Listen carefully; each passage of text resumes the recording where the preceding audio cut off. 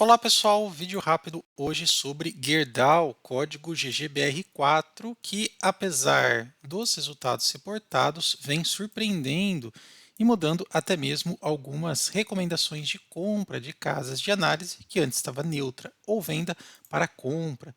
Também vamos falar de alguns pontos interessantes, algumas informações que são relevantes do ponto de vista de geração de receita e perspectiva futura, bem como resultados recentemente reportados. Então vamos lá, é bastante conteúdo, vou tentar resumir de uma forma bem rápida, né? E sucinta, e espero que vocês curtam aí o vídeo. E caso você seja novo no canal, convido você a se inscrever clicando aí no botão e no final, se esse conteúdo for relevante, não esquece de deixar aquele like. Bom, código GGBR4, mas também a gente pode replicar isso para os outros tickers da empresa, uma vez que os resultados eles podem assim ser propagados, né, não só para a sua holding, mas também para a sua empresa matriz. Mas vamos falar aqui especialmente de GGBR4. Falando que só na cotação de hoje ela já vem surpreendendo positivamente do ponto de vista de cotação, atenuando bastante aqui as quedas dos últimos 12 meses, mas ainda ela está abaixo, pelo menos da linha móvel aqui dos 200 períodos. Já se aventura um pouco mais de alta na de 50 períodos, mas é uma ação que zigue-zagueou bastante aí e agora, em virtude desses últimos resultados, ela vem aí recebendo até uma certa elevação de preço. Perspectiva dos analistas é uma ação muito assistida pelos analistas, R$ 24,63, com recomendação em consenso de pelo menos compra. Compra ou compra forte. Lembrando que a GGBR4 também paga bons dividendos, não tanto quanto a sua holding, a Goal 4, né? Mas daí você tem que administrar o risco de holding, né? Mas aqui pagando pelo menos o nosso número mágico de 6%. Você tem aproveitado aqui essas quedas de preço, haja visto que ela já bateu R$ 24,00 e com boas perspectivas, coloca aí qual é o seu preço médio. Recentemente, ela também passou pela questão da bonificação, né? E isso colaborou bastante aí também para o aumento do capital social da empresa. Falando sobre a questão do seu desconto, a gente consegue perceber que ela está bem descontada. Infelizmente, a plataforma da Microsoft faz uma comparação entre empresas do exterior, uma vez que a GGBR4 também é negociada na Bolsa de Nova York, ela está bem descontada em relação ao seu valor patrimonial, operando em 0,7. Enquanto que o benchmark aqui, né, a comparação de preços internacionais de empresas do mesmo segmento, é pelo menos uma vez e meia a duas vezes e meia a negociação.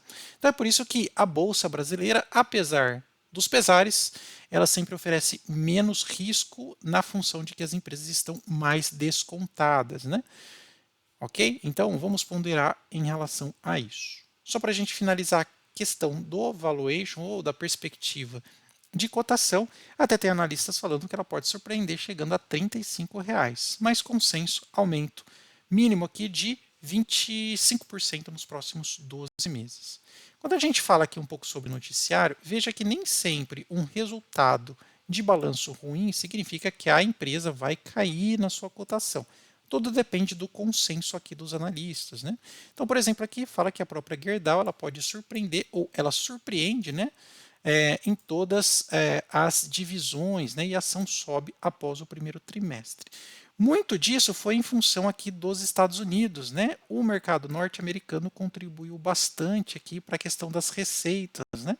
Até a matéria fala, né, que o primeiro trimestre de 2024 teve aqui, né, um EBITDA, né, na ordem de 2,8 bilhões, 38% maior do que no quarto trimestre de 23. Então aqui um ponto, né? Se você comparar com o primeiro trimestre de 23, está baixo, mas em relação ao último trimestre reportado, melhorou, tá?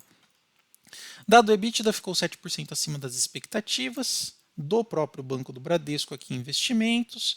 EBITDA ficou 10% acima também do que o Itaú estava prevendo. Então tudo isso vem colaborando aqui para a questão do aumento da sua perspectiva. Até termina falando, né? Olha, em geral, a Gerdau registrou resultados mais fortes em comparação trimestre do primeiro trimestre entre os outros trimestres, né, com a divisão aqui da margem EBITDA atingindo pelos Estados Unidos, né, 25 ou 24,5%.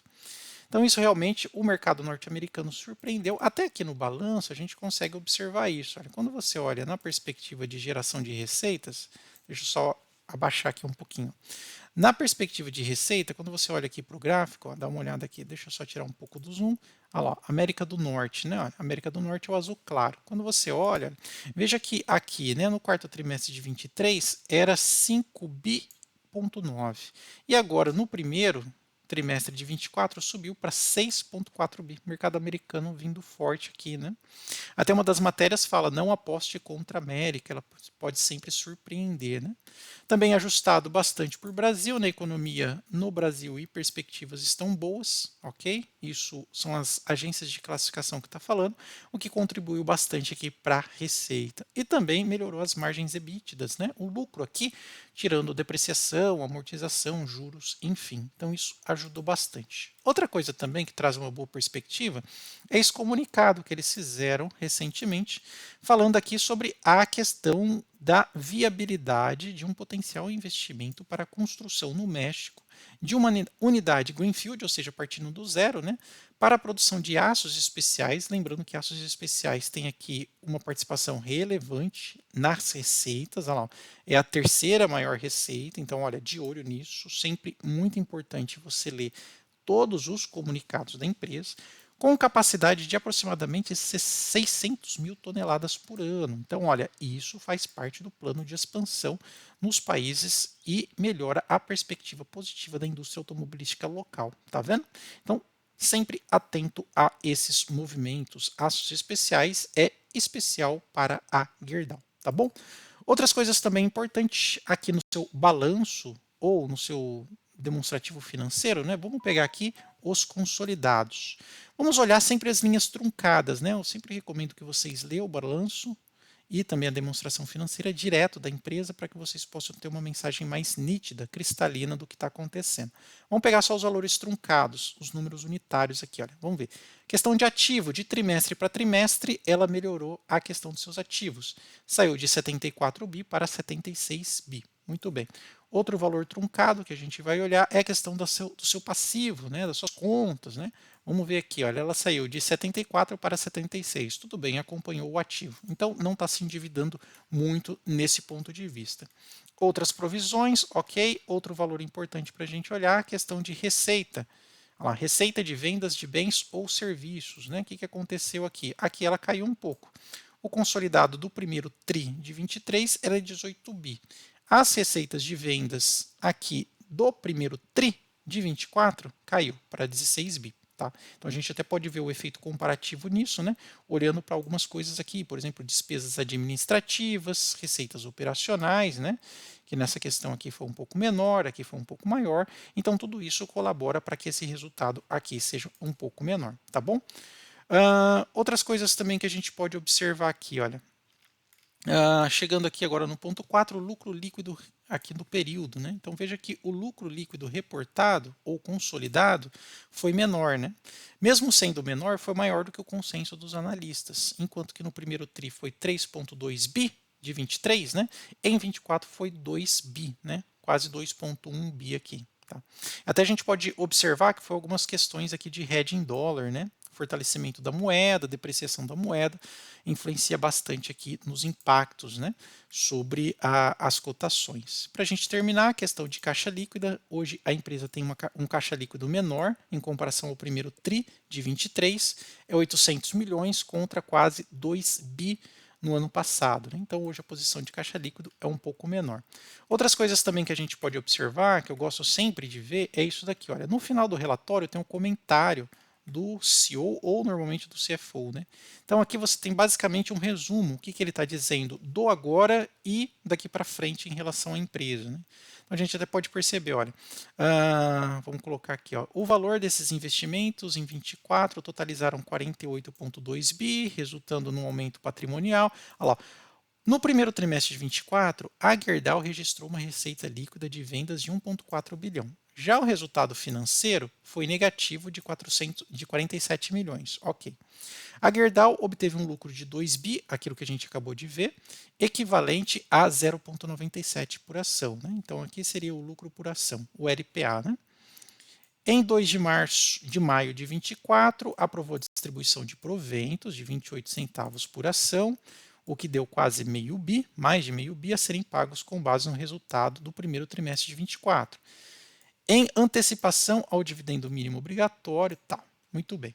Em 31 de março de 24, o patrimônio líquido da companhia era de 51,9 bilhões, representando um valor patrimonial de 29,62 por ação. Então veja que realmente esses 29 aqui, olha, a ação hoje está sendo cotada a 19 e ela está bem abaixo do seu valor patrimonial. É por isso que quando você vê preço sobre valor patrimonial está menor do que 1. Tá? Então é por isso que ela está sendo impactada. Então hoje a empresa vale muito mais do que o seu valor de tela de cotação. Aproveitando aqui a parte dos valuations, percebe que ela está aqui, pelo menos no investidor 10, mostrando 8,11% de dividendo, cotação a 19,66, variação nos últimos 12 meses praticamente zero. Quando tem isso, é importante que você consiga aproveitar bons momentos, né, de entrada. Né?